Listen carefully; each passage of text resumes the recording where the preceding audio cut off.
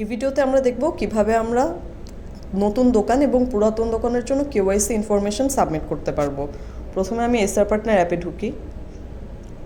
অ্যাপে ঢুকলে প্রথমেই আমি দেখতে পাচ্ছি অ্যাপটা যদি আমি আপডেট করি তাহলে উপরে 3টা ট্যাব থাকবে, ভেরিফাইড দোকান, প্রক্রিয়া চলমান আর ব্যর্থ হয়েছে। ভেরিফাইড দোকান মানে এইসব দোকানের জন্য আমি KYC ইনফরমেশন সাবমিট করেছি এবং TSM এই ইনফরমেশনগুলো অ্যাপ্রুভ করেছে। প্রক্রিয়া চলমান মানে এসব দোকানের জন্য আমি KYC ইনফরমেশন সাবমিট করেছি কিন্তু TSM এখনও সেই ইনফরমেশনগুলো অ্যাপ্রুভ বা রিজেক্ট কিছু করেন নাই। ব্যর্থ হয়েছে মানে এইসব দোকানের জন্য আমি KYC ইনফরমেশন সাবমিট করেছি কিন্তু TSM এইসব দোকানের জন্য কোনো ইনফরমেশনের ভুলের কারণে তার প্যানেল থেকে ইনফরমেশনগুলো রিজেক্ট করে দিয়েছে। এখন আমাদের যত দোকান আছে অ্যাপে সব কিছু আমরা প্রথমে ব্যর্থ হয়েছেতে নিয়ে আসবো কালকে। এর জন্য আপনাদেরকে কিছু করতে হবে না, আমরা ব্যাকএন্ড থেকে সবগুলো দোকানকে ব্যর্থ হয়েছেতে পাঠিয়ে দিব।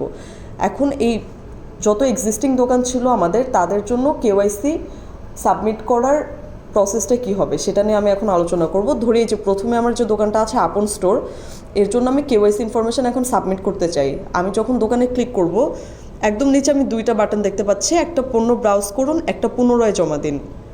আমি পুনরায় জমা দিনে ক্লিক করলে আমার সামনে এই ফিল্ডগুলো চলে আসবে। এই ফিল্ডগুলো আমাকে ঠিকঠাক করে ফিল আপ করে আপলোড করতে হবে। ফিল্ডগুলো কী কী? প্রথমেই দোকানের নাম, এখানে দোকানের যে নাম সেটা ঠিক করে ইনপুট দিতে হবে। মালিকের নামটা এখানে ঠিক করে ইনপুট দিতে হবে। এখানে যেমন আপন ভাই লেখা, এরকম ভাই লেখা যাবে না, ওনার যেটা নাম সেটা আমরা এখানে ঠিক করে ইনপুট দেবো। ধরি মালিকের নাম আপন চৌধুরী। NID নাম্বার যে ফিল্ডটা, এটা অপশনাল ফিল্ড। দোকানদার যদি NID নাম্বার দিতে রাজি হয় তাহলে ওনার NID নাম্বার আমরা এখানে প্রবেশ করাবো। উনি যদি রাজি না হয় আমরা এই ফিল্ড না ফিল আপ করেও আগাতে পারবো। এরপর ব্যবসার ধরনে এখানে আছে রিটেইলার। আমার কাস্টমার যদি মুদি দোকানদার হয় তাহলে আমি রিটেইলার দিব। উনি টং দোকানদার হইলে টং দোকান দিব। Wholesaler, sub distributor, farmer, restaurant, bakery, saloon, trader আর ডিস্ট্রিবিউটর। ধরি আমার কাস্টমারটা মুদি দোকানদার, তো আমি এখানে রিটেইলার সিলেক্ট করলাম। এরপর ফোন টাইপ, আমার কাস্টমার কী ফোন ইউজ করেন, স্মার্টফোন। উনি যদি স্মার্টফোন ইউজ করে থাকেন তাহলে স্মার্টফোন সিলেক্ট করব। উনি যদি বাটন ফোন ইউজ করে থাকেন তাহলে ফিচার ফোন সিলেক্ট করব। ধরি আমার কাস্টমার স্মার্টফোন ইউজ করেন, তো আমি এখানে স্মার্টফোন সিলেক্ট করলাম। এরপর বিক্রয়যোগ্য ক্যাটাগরিতে যখন আসব তখন এখানে দেখা যাচ্ছে ব্লিটসের যেসব প্রোডাক্ট যেমন চাল, ডাল, আটা, দুধ, এগুলো, তারপর অ্যাপারেলসের প্রোডাক্ট, ইলেকট্রনিক্সের প্রোডাক্ট, অ্যাগ্রো প্রোডাক্ট, সবগুলোর ক্যাটাগরি এখানে অ্যাড করা আছে। আমি যে বিজনেস ইউনিটের এসআর হিসেবে কাজ করছি এবং আমার কাস্টমারটা যে ধরনের ক্যাটাগরি সেল করে, এখানে খেয়াল রাখতে হবে উনি কোন ধরনের ক্যাটাগরি ওভারঅল সেল করে, নট খালি মোকাম থেকে কোনগুলা নেয়। তো হয়তো উনি আমার থেকে শুধু চাল নেয়, বাট আমি ওনার দোকানের দিকে তাকাইলেই বুঝতে পারতেছি যে উনি চালও বেচে, আটাও বেচে, ডালও বেচে, দুধও বেচে। তো এখানে আমি এই 4টাই সিলেক্ট করব। এরপর ঠিক আছে ক্লিক করে আমি যখন পরবর্তী ধাপে ক্লিক করব আমাকে অ্যাড্রেস পেজে নিয়ে আসবে। অ্যাড্রেস পেজে উপরে ম্যাপের যে ছবিটা আমরা দেখতে পাচ্ছি, এটা হচ্ছে যখন দোকানটা আপনারা অনবোর্ড করেছিলেন তখন আপনি কোন জায়গায় দাঁড়াইছিলেন। এই ম্যাপের লোকেশনটা খুব ইম্পর্টেন্ট। আমরা লক্ষ্য রাখবো যে আমরা যেন দোকানের সামনে দাঁড়াই এই ম্যাপের লোকেশনটা আপডেট করি, কারণ এই ম্যাপের লোকেশন ধরে এক্স্যাক্টলি এই জায়গাটা ধরে কিন্তু দোকানটা কোথায় এটা গুগল ম্যাপসেও দেখা যায় এবং সব জায়গায় দেখা যায়। তো এটা খেয়াল রাখতে হবে যে আমি দোকানের সামনে দাঁড়াই, যত অ্যাকুরেটভাবে সম্ভব আমি দোকানের সামনে দাঁড়াই ম্যাপে আমার লোকেশনটা আপডেট করতেছি। এরপর আমি যখন নেক্সটে ক্লিক করব নিচে আরও কিছু ফিল্ড আসছে। দোকানের নাম আমি আগের পেজে যা ফিল আপ করছিলাম সেটা এখানে চলে আসছে, এটা এখান থেকে আর আপডেট করতে হবে না। এখন ঠিকানাটা আমাকে খেয়াল রাখতে হবে, ঠিকানাটা যেন আমি পুরোপুরি বাসা নাম্বার, রোড নাম্বার এবং হাউস নাম্বার যা যা আছে সব কিছু ঠিক করে ফিল আপ করি। ঠিকানাটা দেখেই যেন একটা মানুষ বুঝতে পারে যে দোকানটা কোথায়। এখন অনেক জায়গায় হইতে পারে যে ওইসব যেমন ঢাকার বাইরের কিছু দোকানে ওইসব জায়গায় হয়তো বাসা নাম্বার নাই, তখন আমি ওখানে রোড নাম্বার বা অ্যাভেলেবল যে ডিটেলসটুক আছে আমার কাছে আমি পুরো ডিটেলসটা এখানে লিখব এবং আমার TSM যখন দেখবে উনি কিন্তু বুঝতে পারবে যে ওই এলাকাটায় আসলে কি দোকান নাম্বার, বাসা নাম্বার এগুলো আছে নাকি। এবং উনি যদি দেখে যে ওই জায়গাগুলোয় আসলে দোকান নাম্বার, বাসা নাম্বার আছে কিন্তু আমরা এখানে ঠিক করে এগুলো ইনপুট দেইনি, উনি কিন্তু ইনফরমেশনগুলো ভেরিফাই করবে না, রিজেক্ট করে দেবে। এখানে ঠিকানাটা আমি এমনভাবে লিখবো যেমন একটা মানুষ ঠিকানা পড়ে দোকানটায় চলে যেতে পারে।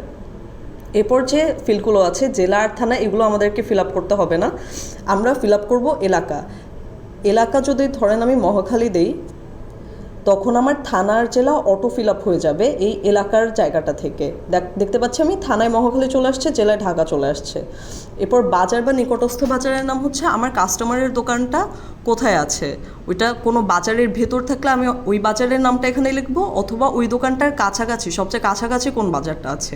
ধরি আমার কাস্টমার যেখানে উনি টাউন হল বাজারের মধ্যে আছে, তো আমি এখানে টাউন হল বাজার লিখবো। এরপর রোড বা বাসা নাম্বার আপনারা আপনাদের সুবিধার জন্য এখানে নোট করে রাখতে পারেন। রোড 6, বাসা 112। এই মোবাইল নাম্বার যেটা, এটা হচ্ছে কাস্টমারের সেই নাম্বারটা যে নাম্বারে উনি ওটিপি রিসিভ করেছেন, এবং এই নাম্বারটা কোনোভাবেই চেঞ্জ করা যাবে না।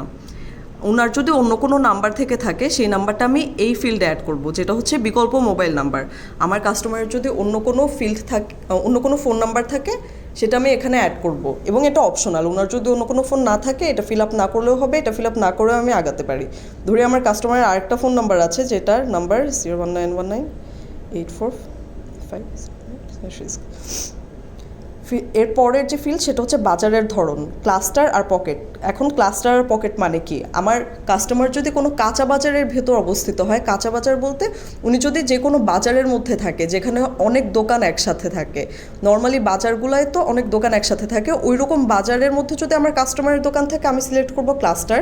এবং ওনার দোকান যদি রাস্তার উপর যে মুদি দোকানগুলো থাকে দূরে দূরে ছড়ানো ছিটানোভাবে অবস্থিত, ওরকম কোনো দোকান হলে আমি পকেট সিলেক্ট করব। ধরি আমার কাস্টমারটা কাঁচা বাজারের ভিতর আছে বা কোনো একটা বাজারের ভিতর আছে, তো আমি ক্লাস্টার সিলেক্ট করেছি এখানে। পরের ফিল্ডটা হচ্ছে কোন ধরনের যানবাহন প্রবেশ করতে সক্ষম।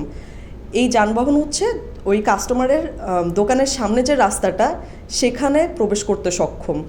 ওই রাস্তাটা দেখে আমার কি মনে হচ্ছে, রাস্তাটা কি অনেক বড়? তাহলে হয়তো ওখানে 10 টনের ট্রাক ঢুকতে পারে। যদি এরকম হয় আমি can unload 10 ton truck select করব। অথবা রাস্তাটা কি একদম ছোট, তাহলে হয়তো ওখানে শুধু রিক্সাই ঢুকতে পারে, রিক্সার চেয়ে বড় কোনো যানবাহন ওই রাস্তায় প্রবেশ করতে পারবে না, তখন আমি ক্যান আনলোড ফ্রম রিক্সা দিব। এরপর লাস্টের যে ফিল্ডটা সেটা হচ্ছে আমাদের দোকানের ছবি তুলতে হবে, এবং ছবি তোলার সময় এটা অবশ্যই খেয়াল রাখতে হবে, দোকানে যদি কোনো ব্যানার থাকে বা কোনো সাইনবোর্ড থাকে, এবং সাইনবোর্ডে যদি দোকানের নাম ঠিকানা লেখা থাকে, আমি অবশ্যই সাইনবোর্ডটা নিব ছবিতে, এমনভাবে নেব যেন সাইনবোর্ডের নাম ঠিকানাগুলো পড়া যায়। এবং দোকানে যদি কোনো সাইনবোর্ড না থাকে তাহলে আমি দোকানের বাইরে থেকে দোকানের পুরো ছবিটা নিব, যেন আমার টিএসএম ছবিটা দেখে বুঝতে পারে যে ছবিটা আসলে ক্রপ করা হয় নাই, এবং দোকানের পুরো ভিউটা উনি পাচ্ছে। দোকানের বাইরে থেকে দোকানের ভিতর কি কি পণ্য আছে এইরকম একটা ক্লিয়ার ভিউ রেখে আমি ছবিটা নিব। এখন ছবিটা তুলতে গেলে কি করতে হবে আমাকে?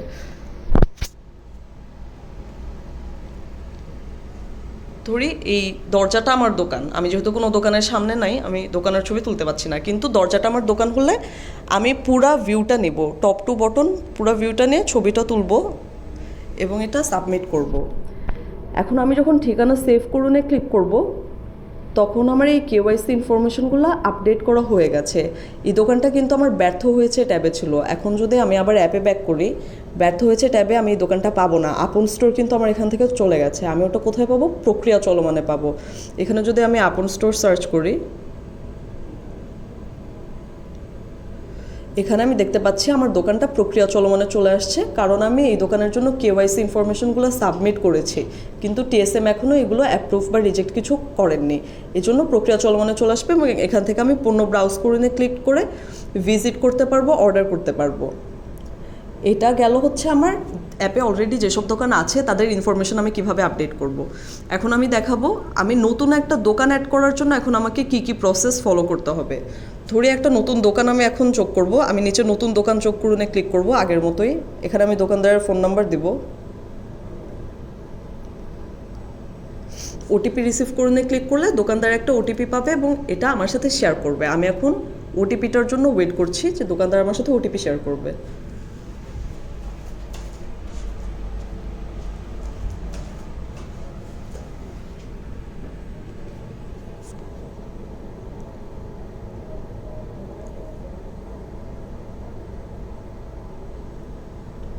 ওটিপি এসেছে 374844। লগ ইন করুন যখন আমি ক্লিক করব তখন আমাকে আবার আগের ফিল্ডগুলো দেখানো হবে। আমি এতক্ষণ যেগুলো দেখায় আসছি, যেগুলো আমরা এক্সিস্টিং দোকানের জন্য আপডেট করব সেগুলোই আমার এখানে আসবে এখন থেকে নতুন দোকান অ্যাড করার জন্য। আগে আমরা শুধু নাম এবং ফোন নাম্বার দিতাম, এখন এই সবগুলো ফিল্ড ফিল আপ করতে হবে। এখন যেসব ফিল্ড আমার ম্যান্ডাটরিলি ফিল আপ করতেই হবে সেসব ফিল্ডের নামের পাশে একটা করে লাল রঙের স্টার অ্যাড করা আছে, যেন আমি বুঝতে পারি যে এই ফিল্ডগুলো আমাকে অ্যাড করতে হবে। প্রথমে আমি শুরু করলাম দোকানের নাম দিয়ে, ধরি দোকানটার নাম আমার যশোর স্টোর। দোকান মালিকের নাম রাফসান খান। এনআইডি নাম্বার দোকানদার আমার সাথে শেয়ার করতে রাজি হয় নাই, এখানে আমি এনআইডি নাম্বারটাই দিতে পারছি না। ব্যবসার ধরন কি, দোকানটা আমার একটা মুদি দোকান, আমি রিটেলার সিলেক্ট করলাম। ফোন টাইপ কি, দোকানদার আমার বাটন ফোন চালায়, তো আমি ফিচার ফোন সিলেক্ট করলাম। উনি কী কী ক্যাটাগরি সেল করে, ওনার দোকানের দিক থেকে আমি দেখতে পাচ্ছি ওনার দোকানে চাল আছে, ডাল আছে, আলু আছে আর আদা আছে, এগুলো আমি সিলেক্ট করলাম। এখন ঠিক আছে থেকে টিক করে আমি পরবর্তী ধাপে যাব। পরবর্তী ধাপে যখন যাচ্ছি এই জিনিসটা আমাকে অবশ্যই খেয়াল রাখতে হবে, এই পেজটা যখন আসতেছে, এই পেজটায় যখন আমাকে লোকেট করা হচ্ছে, আমি যেন দোকানটার সামনে থাকি, দোকানটায় যেন এখানে লোকেটেড হয়। এখন আমি নেক্সটে ক্লিক করলে এই ঠিকানাটা আমার ম্যাপে সেভ হয়ে গেছে এবং দোকানের নামের জায়গায় দেখতে পাচ্ছি আমি আগের পেজে যে নামটা দিয়ে এসেছি ওটা এখানে দেখা যাচ্ছে। এরপর আমি ঠিকানা লিখব, ধরি দোকানটা আমার আজিমপুরে পলাশী বাজারের মধ্যে, আর দোকানের number 322, retail name 322, retail number 322, Palashi বাজার, ঢাকা। এলাকা যখন আমি সিলেক্ট করব, দোকানটা যেহেতু আমার পলাশীতে, আমি এখানে পলাশী সিলেক্ট করব এবং আমি দেখতে পাচ্ছি উপরে থানা এবং জেলা পলাশী এবং ঢাকা হিসাবে আপডেট হয়ে গেছে। বাজারটা কি, দোকানটা আমার পলাশী বাজারের ভেতর, সো আমি এখানে পলাশী বাজার লিখব। রোড বা বাসা নাম্বার কি, দোকানের নাম্বার হইতেছে আমার 322, সো রিটেইল নাম্বার 322।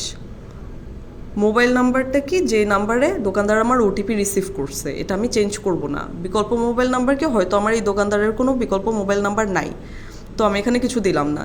বাজারের ধরন কি, ক্লাস্টার বা পকেট, দোকানটা যেহেতু আমার পলাশী বাজারের মধ্যে, আমি সিলেক্ট করব ক্লাস্টার।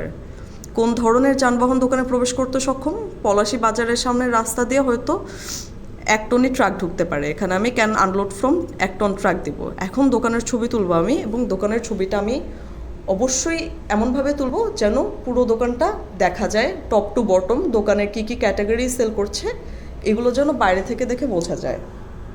এখন আমি ক্লিক করলাম এবং ঠিকানা সেভ করুনে ক্লিক করলে দোকানটা আমার অ্যাপে অ্যাড হয়ে যাবে এবং এই দোকানটা থাকবে আমার প্রক্রিয়া চলমানে।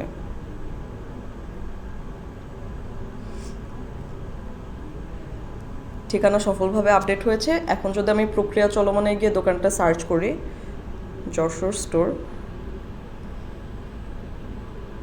দোকানটা তখন আমি পেয়ে গেছি।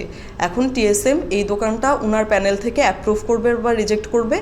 উনি যদি অ্যাপ্রুভ করে দোকানটা চলে আসবে আমার ভেরিফাইড দোকানে, এবং উনি যদি রিজেক্ট করে দোকানটা চলে আসবে আমার ব্যর্থ হয়েছেতে। তখন আমি উনি কেন রিজেক্ট করেছে সেটাও আমি এখানে দেখতে পারবো। এখানে কারণ যেটা 0 দেখাচ্ছে, টিএসএম যখন ওনার প্যানেল থেকে কোনো কারণসহ দোকানটা রিজেক্ট করবে তখন আমি এখানে কারণটাও দেখতে পারবো যে টিএসএম কেন রিজেক্ট করেছে।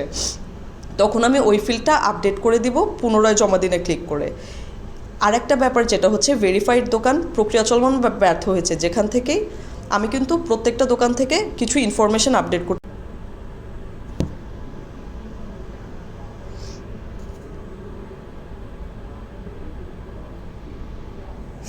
আমি যখন কোনো ইনফরমেশন আপডেট করব এই প্রসেসটা আমি যে কোনো ট্যাব থেকেই করতে পারি।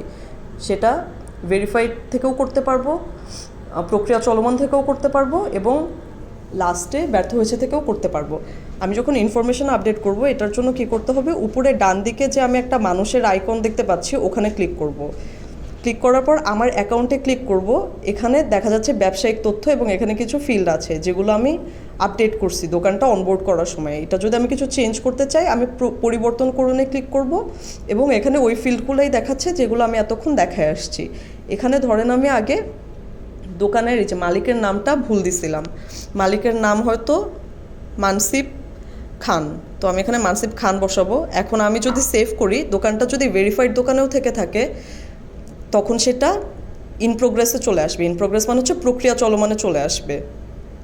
এবং এভাবে আমি যে কোনো এক্সিস্টিং দোকানের ইনফরমেশান আপডেট করতে পারবো, কিন্তু আপডেট করার পর সেগুলো প্রক্রিয়া চলমানে চলে আসবে এবং টিএসএমকে ওটা আবার প্যানেল থেকে ভেরিফাই বা রিজেক্ট করতে হবে। এটা ছিল আমার টোটাল ফ্লো, যেভাবে আমি আমার এক্সিস্টিং দোকান এবং নতুন দোকানের জন্য KYC ইনফরমেশান আপডেট করতে পারবো। Thank you.